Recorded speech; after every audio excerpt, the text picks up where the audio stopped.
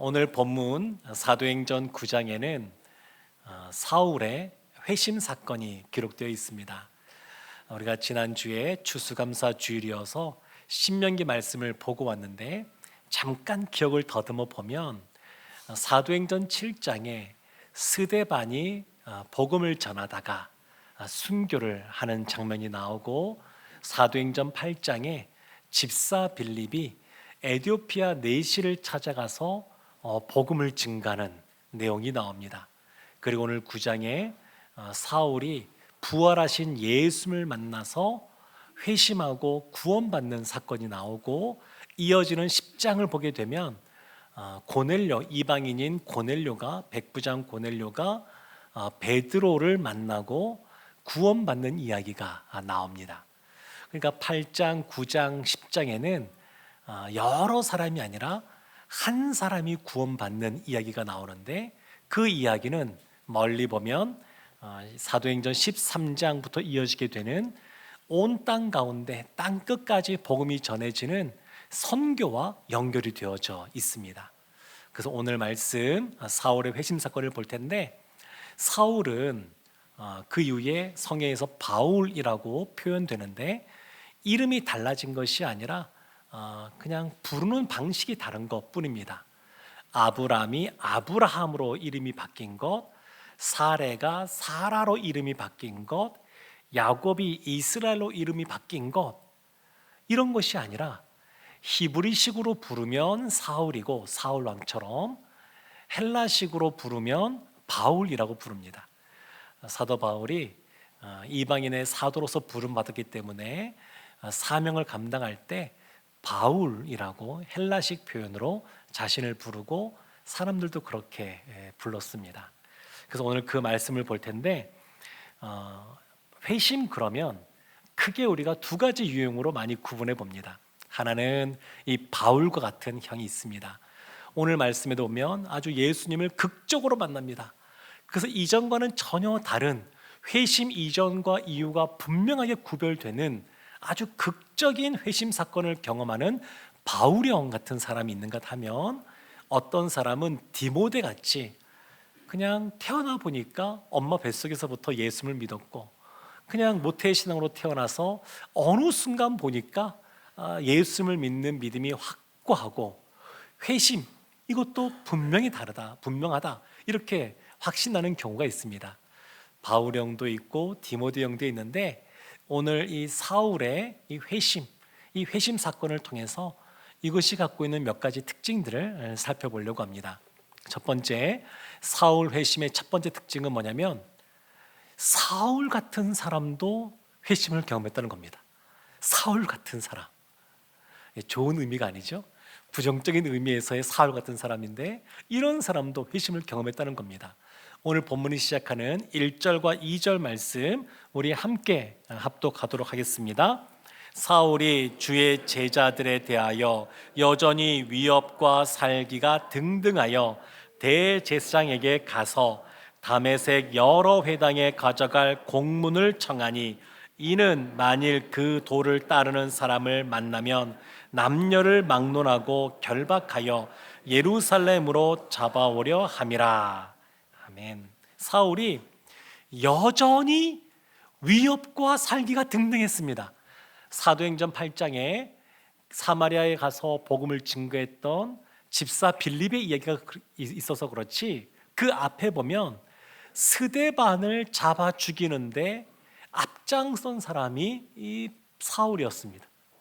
근데 이 사울이 지금 여전히 위협과 살기가 등등합니다.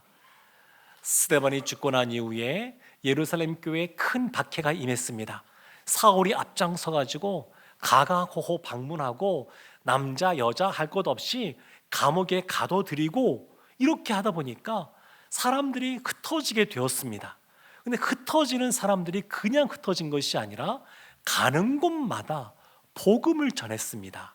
그리고 시간이 지나 보니까 예루살렘으로부터 한 240km쯤 떨어진 다메섹이라고 하는 지역, 오늘날로 말하면 시리아 땅인데, 그곳에 있는 지역에도 예수 믿는 사람이 있었습니다. 그러니까 사람들이 흩어지면서 복음을 증거하니까 아니 그전에는 사울 입장에서 볼 때 예루살렘 안에만 예수 믿는 사람들이 모여 있었는데 지금은 그냥 다른 나라로까지 예수 믿는 사람들이 확장되고 있는 겁니다. 그래서 사울이 안 되겠다, 다시 그들을 잡아서 끌고 와서 감옥에 가둬야 되겠다, 이렇게 결심을 했습니다.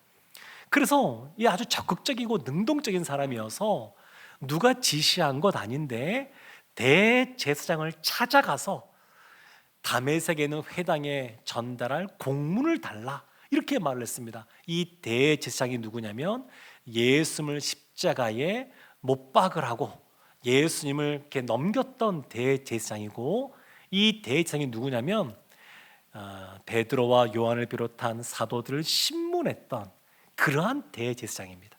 근데 이 사람을 찾아가서 공문을 달라, 이렇게 말을 하는 겁니다. 한번 생각해 보십시오. 사울 입장에서 그의 의도가 자신의 유익을 위해서 이렇게 하는 것일까요? 아니면 하나님의 영광을 위하여 이가 이렇게 행하는 것일까요? 사울은 분명하게 하나님의 영광을 위하여 내가 이렇게 행한다, 이것이 확고한 사람이었습니다. 예수 믿는 사람들을 핍박하고 박해하고 여러 가지를 빼앗고 감옥에 가두고 그리고 심지어 사람을 죽이기까지 하면서도 나는 하나님을 위해서 이걸 하는 거야, 이런 확신이 있던 사람이 이 사울이었습니다. 그러니까 의도가 분명히 순수한 사람입니다. 하나님의 영광을 위해 하겠다, 의도가 순수한데, 그리고 이것을 지키기 위해서 신념도 아주 분명한 사람이었습니다. 거기에 열정도 있고 추진력도 있습니다. 갖춘 것이 너무 많아요. 좋은 것이 너무 많아요. 그런데 이 사람이 문제를 일으킵니다. 신념이 없는 것도 문제이지만 더 큰 문제는 잘못된 신념을 갖고 있을 때 더 큰 문제가 발생하곤 합니다. 이건 교회사에서도 많이 나타나고 세상의 역사 속에서도 많이 나타납니다. 그래서 2차 세계대전 당시에 히틀러 같은 사람도 그 나름대로 자신은 신념이 있는 겁니다. 확고한 신념, 잘못된 것이지만. 그러니까 아주 비참한 그러한 처참한 모습을 그냥 행하는 겁니다. 사랑하는 성도 여러분, 오늘날에도 비슷한 것 같습니다. 우리가 지난 수십 년 신앙생활했다 그러면 우리가 신앙생활하면서 우리 교회의 모습, 또 우리 주변에 있는 교회들의 모습 보면 생각보다 어디에서 문제가 발생하냐면 의도는 순수합니다. 하나님의 영광을 위하여 의도는 순수합니다. 이것이 주님의 뜻이 맞다고 생각합니다. 그런데 그 신념이 잘못되었을 경우에 여러 가지 문제들, 어려움들을 발생시키곤 합니다. 그래서 중요한 건 뭐냐면 자신의 신념을 지키기 위해서 말씀을 도구로 끌어들이는 것이 아니라 말씀이 주어지면 내가 그동안 오랫동안 신념으로 삼았던 것이 한다 할지라도 말씀 앞에 굴복하는 것이 필요합니다. 그 신념을 내려놓아야 됩니다. 난 이것이 맞다고 생각하고 오랫동안 해왔지만 말씀이 그렇게 말하지 않으면 이 말씀을 기준 삼아서 나의 신념조차 내려놓을 수 있는 그런 모습이 있어야 됩니다. 사울 같은 사람이 회심을 경험합니다. 어찌 보면 여전히 살기가 등등한 모습이니까 아니 이런 사람은 회심과는 너무 거리가 먼 사람, 주님께 돌아오기는 거의 불가능해 보이는 사람, 이렇게 보이는 사람입니다. 그런데 이런 사람조차도 회심을 경험한 거 보면 우리에게 소망이 있습니다. 우리 중에 사울 같은 사람 없으니까 또 우리가 생각할 때 이 사람이 예수님 믿을까? 수년 동안 복음을 전하고 오랫동안 기도하고 했음에도 불구하고 꿈쩍하지 않는 이 사람, 그 사람이 있다 그러면 그의 소망을 품을 수 있을까 싶을 수 있지만 네, 소망을 품을 수 있습니다. 사울조차도 회심을 경험했으니까 우리 가운데 회심을 경험하지 못할 사람이 없습니다. 그러니까 얼마나 감사한 건지 모릅니다.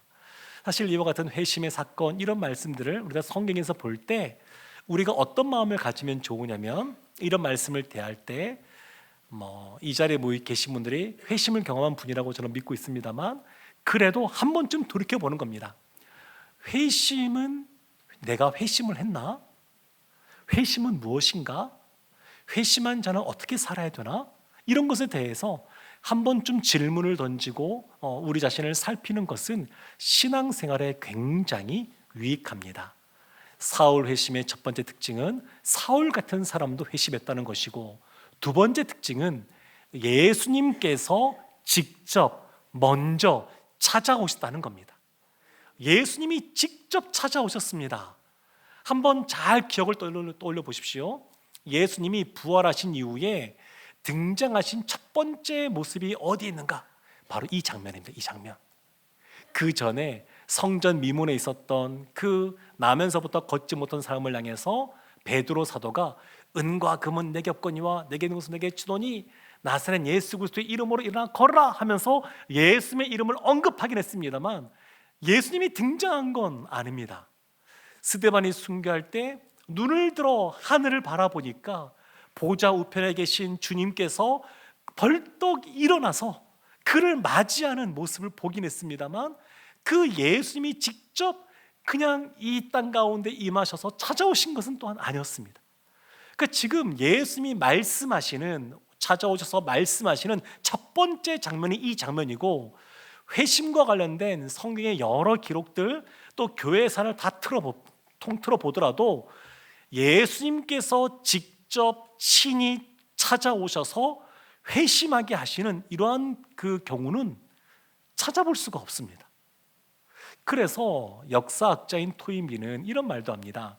이 청년 사울의 회심은 한 사람의 회심으로 끝난 것이 아니고 이 사람의 회심 때문에 유럽 역사가 바뀌었다, 이렇게 평가하기도 합니다. 그러니까 굉장히 큰 영향력을 미친 것이죠. 근데 그 영향을 미칠 때 누구로부터 시작된 거냐면 부활하신 예수님이 찾아오심으로, 그 주님이 먼저 찾아오심으로 시작이 되었습니다. 우리의 회심도 마찬가지입니다. 우리도 주님께서 찾아오시기 때문에 그렇습니다. 우리 9장 3절 말씀이 이렇게 말합니다. 사울이 길을 가다가 다메섹에 가까이 이르더니 호련히 하늘로부터 빛이 그를 둘러 비추는지라, 이렇게 말합니다. 호련히 하늘로부터 빛이 그를 둘러 비추고 있습니다. 사도 바울의 회심 사건이 나중에 바울이 설교할 때 간증할 때도 나오기도 합니다. 이것이 사도행전 22장, 사도행전 26장에도 나오는데 그 22장에 보면 이때가 언제냐면 정오쯤 되어서라고 말합니다.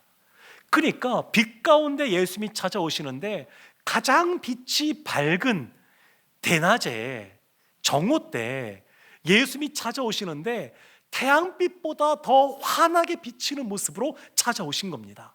밝은 빛으로, 태양보다 밝은 빛으로 찾아오셨습니다. 그리고 4절 말씀에 보면 이렇게 말하죠.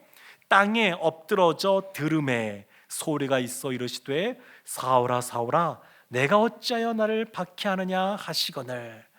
예수님이 찾아오셨습니다. 이 사울은 땅에 엎드러졌죠. 원래 주님의 그 임재 앞에 있으면 사람은 다 죄인이기 때문에 꼬꾸라지게 되어 있습니다.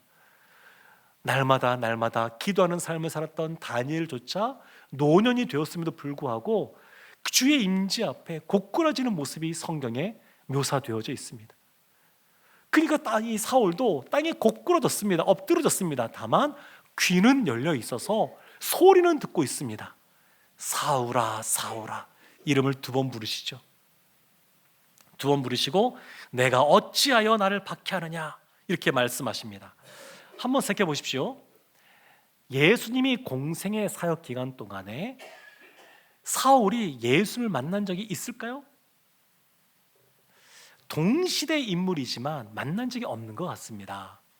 그러면 만난 적도 없는 예수님을 사울이 언제 박해를 했습니까? 언뜻 보면 박해한 적이 없습니다. 근데 예수님은 내가 어찌하여 나를 박해하느냐, 이렇게 말씀하고 계십니다. 예수님께서 요한복음 말씀에 보면 이런 말씀을 하십니다.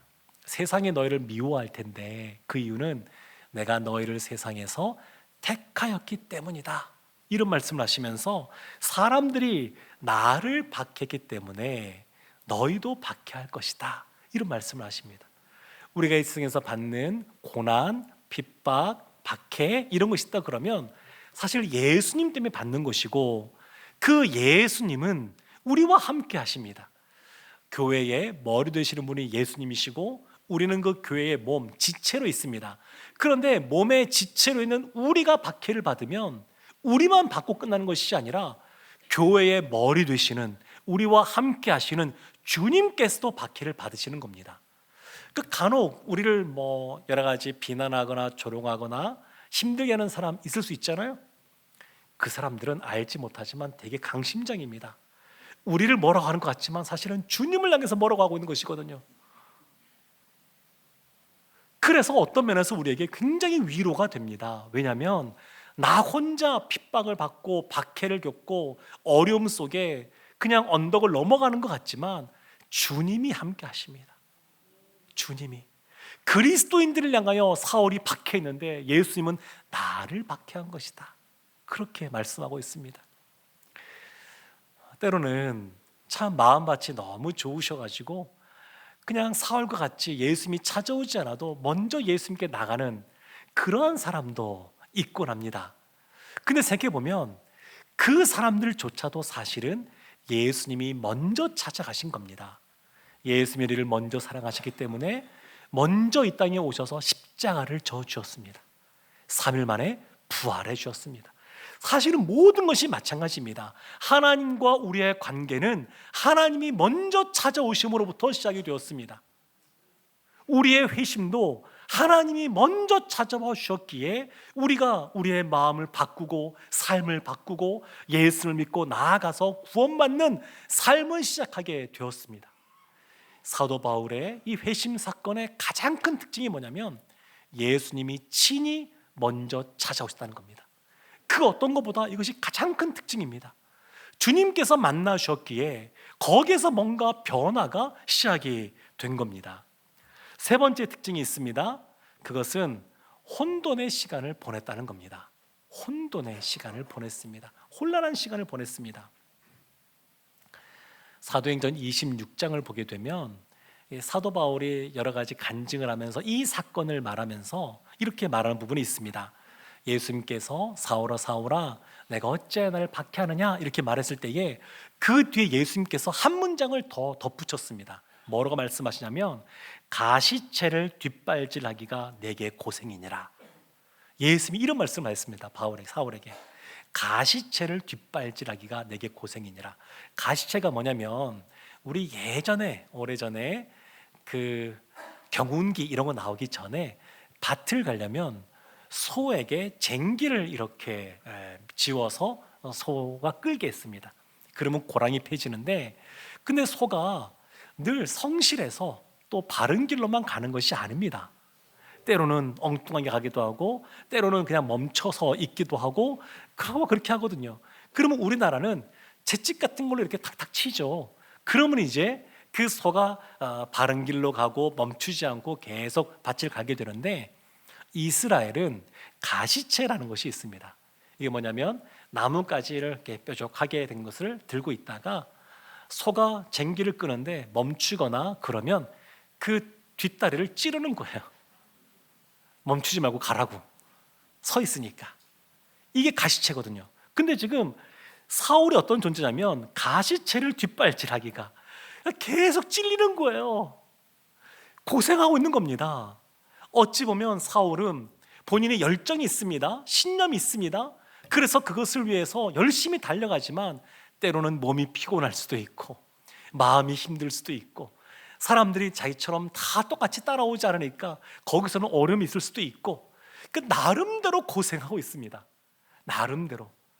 그런데 예수님께서 이 사울을 만나셨는데 그러면 이제 회심이라고 하는 건 좋은 것 아니겠습니까? 예수를 만났으니까.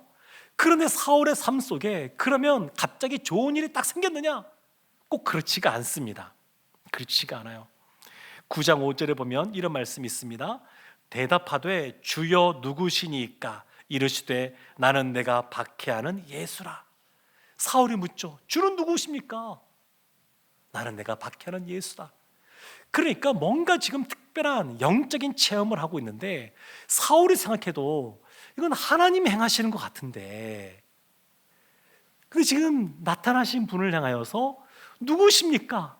뭔가 이제 그 인지 부조화가 오는 거죠. 그래서 묻는 겁니다. 그랬더니 나는 내가 박해하는 예수라 이렇게 말씀하십니다. 하나님이 하나님의 사람들을 부르실 때 그 사람의 안정감을 흔들어 놓기도 합니다. 자신이 안전하다고 여기는 그러한 안정망들을 흔들기도 합니다. 어떤 사람은 나는 건강만큼은 자신 있어 하는 사람, 건강을 흔들 수도 있고, 나는 통장을 보니까 마음이 두둑하고 마음이 평안해, 이런 분들 그걸 흔들 수도 있습니다. 그러니까 우리가 생각할 때 뭐 어떤 재능일 수도 있고 여러 가지 스스로 생각할 때 나를 안전하게 하는 것들, 이런 것일 수 있는데, 때로는 하나님이 우리를 부르실 때 이와 같이 안전하다고 여기는 것들을 뒤흔들기도 합니다. 새 포도주는 새 부대에 담아야 된다, 이렇게 말씀하고 있는데, 새 포도주를 새 부대에 담을 때에 따르는 수고로움이 있습니다. 거기서는 혼란이 있을 수도 있습니다. 하나님이 갈대아 우르에 있던 아브라함을 부르셨습니다. 그 아브라함에게 가나안으로, 내가 지시하는 땅으로 가라고 말씀하셨습니다. 그래서 가나안 땅까지 왔습니다. 그러면 하나님의 부르심에 그곳에 왔으면 혼란이 없어야 될 것 같은데, 실제로는 그렇지 않았습니다. 하나님이 부르셔서 하나님의 백성이 되었음에도 불구하고 여전히 그냥 가다가 하란에 멈추기도 하고, 다시 와서도 그냥 밑으로 내려가고, 가지 말라고 하는 애굽 땅 가운데 내려가기도 하고, 이런 어려움들이 있습니다. 그 이전에 옛사람의 모습이 아니라 예수님 믿고 새 사람이 되었는데, 새 사람이 되었으니까 새 옷을 입고 살아가야 되는데, 그런데 아직 이것이 소속은 바뀌고 신분이 바뀌었음에도 불구하고 예전부터 하던 그런 습관들이 있어서 갑자기 안 바뀌는 겁니다. 여기서는 어려움들이 있을 수 있습니다. 혼란이 있을 수 있습니다. 지금 회심을 경험한 이 사울은 지금 뭔가 좋은 것을 지금 경험했음에도 불구하고 지금 뭔가 좀 이상하다, 왜 이렇지? 내가 그동안 갖고 있었던 신념이 깨어져 나가면서 거기서는 어려움, 이런 것들을 지금 겪고 있는 겁니다. 8절 말씀에 또 다른 어려움이 이렇게 나옵니다. 사울이 땅에서 일어나 눈을 떴으나 아무것도 보지 못하고 사람의 손에 끌려 다메섹으로 들어가서 눈을 떴는데 아무것도 보이지 않습니다. 그리고 사람의 손에 끌려갑니다. 얼마나 그동안 그냥 혈기왕성하고 그리고 그냥 기세등등했습니까? 그렇게 열심히 달려가던 사울인데 갑자기 앞이 안 보이기 시작했습니다. 예수님 만났으면 좋은 일 생겨야 되는 것 아니겠습니까? 뭔가 문제도 다 풀어져야 되는 것 아니겠습니까? 근데 이럴 수도 있습니다. 예수님 만나면 정말 우리의 건강의 문제가 해결되어지기도 하고 문제들이 풀어지기도 하지만 이럴 수도 있습니다. 사울은 지금 회심 이후에 앞이 안 보이게 되고 다른 사람이 손을 잡고 끌고 가지 않으면 걸을 수 없는 처지에 놓여지게 되었습니다. 몸이 굉장히 약해졌습니다. 연약해졌습니다. 늘 스스로 강하다고 생각했던 사람인데 약해졌습니다. 그러면 이와 같이 약해진 것 좋은 겁니까? 안 좋은 겁니까? 요 단기적으로 보면 별로 안 좋아 보입니다. 눈에 보이지 않으니까, 걷기 힘드니까. 그런데 이 사울의 이 인생, 바울에서의 그런 삶을 우리가 알고 있으니까 그 삶을 보면 사실 이것은 좋은 겁니다. 우리의 삶에도 그렇습니다.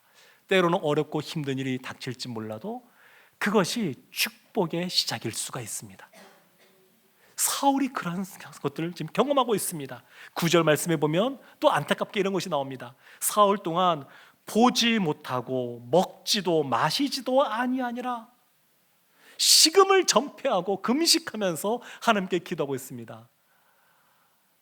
11절 말씀에 보면 이런 말씀이 있거든요. 끝부분에 다소 사람 사울이라는 사람을 찾으라, 그가 기도하는 중이니라, 이렇게 말합니다. 기도하고 있는 겁니다. 지난 세월 동안 예수 믿는 사람을 박해하고 핍박하고 그 집안들을 풍지박산내고 심지어 사람을 죽이기까지 했던 것 회개하는 시간 가졌을 것이고, 기존에 본인이 새겼던 확고한 신념 가운데 구약 성경을 바라봤는데 이제는 예수 그리스도의 관점으로 그 말씀을 다시 해석하는 시간들, 이해하는 시간들, 그런 시간들을 갔을 겁니다. 사울이 굉장히 연약한 가운데 있으면서 이런 은혜를 누리고 있습니다. 그래서 우리가 약한 상태에 있느냐 그렇지 않냐가 중요한 것이 아니라 훨씬 더 중요한 것은 우리가 예수님 손에 붙잡혀 있느냐, 주님의 손을 붙잡고 있느냐, 이것이 훨씬 더 중요합니다. 사랑하는 성도 여러분, 에베소서 말씀을 보게 되면 하나님의 전신갑주 얘기가 나옵니다. 그런데 전신갑주 중에 제일 처음이면서 제일 중요한 투구가 나오는데 그 투구가 구원이라고 말합니다. 구원의 투구. 왜 구원의 투구라고 말할까요? 사람의 신체 기관에 있어서 제일 중요한 것이 머리니까, 전쟁할 때 머리를 보호하는 것이 제일 중요하니까 이 구원의 투구라고 말합니다. 신앙생활에 가면서 그 신앙생활의 시작이자 중간에 어려움을 만날 때에도 가장 중요하게 될 것이 뭐냐면 구원이라고 하는 것입니다. 구원은 회심을 통해서 얻게 되는 겁니다. 그래서 이 회심 사건은 굉장히 중요합니다. 회심을 해야 그제서야 신앙생활이 출발되기 때문입니다. 그리고 회심은 그 이전과 이후가 사실은 분명하게 구별되어져야 됩니다. 디모데형처럼 언제 회심했는지, 칼빈처럼 언제 회심했는지 분명하지 않을 수도 있습니다. 그러나 예수 믿는 사람은 이 세상과는 분명히 구별된 삶을 살아갑니다. 회심한 사람은 세상 사람들과는 다른 분명히 구별된 삶을 살게 되어져 있습니다. 그래서 회심이라고 하는 것은 뭐냐면 우리의 삶을 아주 대전환시키는 것인데, 우리가 이제 인테리어 공사 마치지 않았습니까? 단순히 인테리어 공사를 하는 것이 아닙니다. 회심 사건은 단순히 리모델링 하는 것이 아닙니다. 회심 사건은 있던 것을 다 부수고 다시 재건축하는 겁니다. 그만큼 삶의 대변혁이라는 것이 이 회심 사건입니다. 우리는 사울처럼 이 한 사람의 회심으로 말미암아 유럽의 역사가 바뀌었는데 우리가 다 이와 같은 회심의 영향력을 가질 수는 없습니다. 그렇지도 않습니다. 그렇지만 분명한 것은 회심이 나 혼자만의 영향력을 미치는 것으로 그치지 않는다는 겁니다. 내가 회심했으면 나로 말미암아 우리의 가족이, 또 나의 삶의 자리에서, 또 교회에서 이것이 영향력으로 나타나야 됩니다. 아이들이 태어나서 자랄 때 보게 되면 아기 때 참 신기한 게 엄마 젖만 먹는데 애가 자랍니다. 애가 크는 것이 눈에 보입니다. 어제까지 못했던 것 오늘 갑자기 합니다. 근데 언제쯤 성장이 멈춥니까? 사춘기가 되고 고등학생이 되고 이제 성인이 되기 직전에 보면 거의 신체적인 성장은 멈추는 것 같습니다. 그렇다고 사람들의 성장이 멈추는 건 아닙니다. 정신적으로 정서적으로 계속 성장해 갑니다. 그리고 멈추지 않고 계속 성장해 가야 나이가 들었을 때 다들 존경하는 어르신으로 있을 수가 있습니다. 가만히 있다고 되는 것이 아닙니다. 신앙도 그런 것 같습니다. 어떤 면에서 예수님 처음 믿는 것, 그때 하나님 주시는 은혜가 있습니다. 기도할 때 잘 들어주십니다. 뭔가 하나님 베푸신 은혜가 있어요. 믿음이 잘 성장합니다. 영적인 그러한 성장도 눈에 보일 만큼 성장합니다. 그런데 어느 순간 정체되는 것처럼 보이는 시기가 올 때가 있습니다. 근데 사실 그때가 진짜로 성장이 될 시기입니다. 육체적으로 성장했을 때 그걸로 끝나는 것이 아니라 진짜 성장은 그 이후에 어른이 되어서 성장하는 것처럼 우리의 신앙도 그렇습니다. 회심한 이후에 그걸로 끝나는 것이 아니라 주님께서는 회심한 이후에 우리가 성장해 가기를 원합니다. 그리스도를 닮은 모습으로 성숙해져 가기를 원합니다. 그리고 그와 같이 성숙해져 갈 때 우리를 통해서 주님께서 아름다운 성령의 열매를 맺게 하시고 30배, 60배, 100배 열매를 통해서 나를 통해서 나만이 아니라 내 주변에 있는 사람들, 또 다른 곳에 있는 사람들에게 그리스도의 복이 흘러가게 하십니다. 사랑하는 성도 여러분, 사울의 이 회심 사건을 통해서 우리의 회심을 다시 한번 더 돌이켜보기를 원하고, 그리고 회심으로 그치는 것이 아니라 주님을 닮아가는 그러한 성화의 과정을 기꺼이 걸어가는 우리 모두가 되기를 주님의 이름으로 축원합니다. 아멘.